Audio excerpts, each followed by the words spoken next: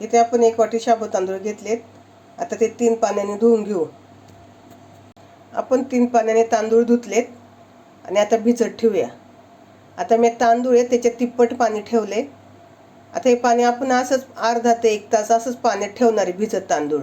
तांदळातून जर सफेद पाणी निघालं तर समजायचं आपला नवा तांदूळ आहे आणि नितळ पाणी निघालं तर समजायचं जुना तांदूळ आहे.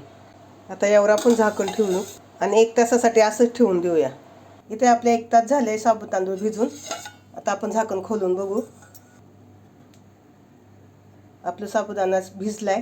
आता यातलं आपण सगळं पाणी काढून घेऊ. इथे आपले साबू तांदळातलं आपण सगळं पाणी काढून घेतलंय.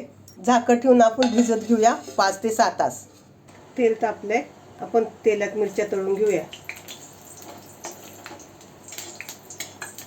मिरच्या तळून झाल्यात. आता एका प्लेटमध्ये काढून घेऊ. आता त्या तेलात आपण बटाटे टाकूया. इथे एक मोठा बटाटा कापून घेतलाय. चौकोनी छोट्या छोट्या फोडी केल्या. आता तो आपण या तेलात शिजवून घेऊया.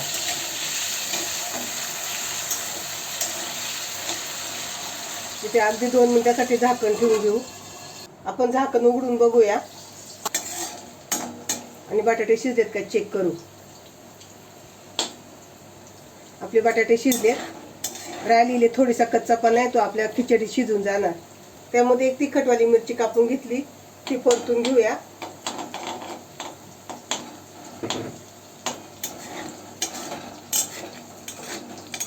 शेंगदाण्याचा कूट 2 चमचे. आपण भिजवलेले शाबू तांदूळ ते टाकलेत. छान भिजलेत. आपण 4 तासातच घेतलेत करायला.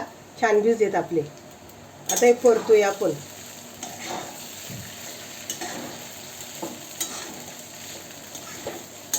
इथे आपण चवीनुसार मीठ टाकणार आहे.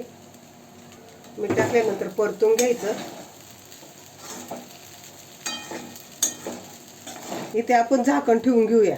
खिचडीला वाफ येऊन देऊ. आपण झाकण खोलून बघूया आणि खिचडी एकदा परत परतून घेऊया.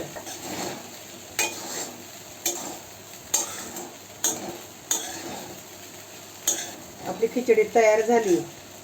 आपली खिचडी शिजली आहे आणि बटाटा पण शिजलाय. हे बघा. इथे आपण थोडीशी साखर टाकूया आणि मिक्स करून घेऊ.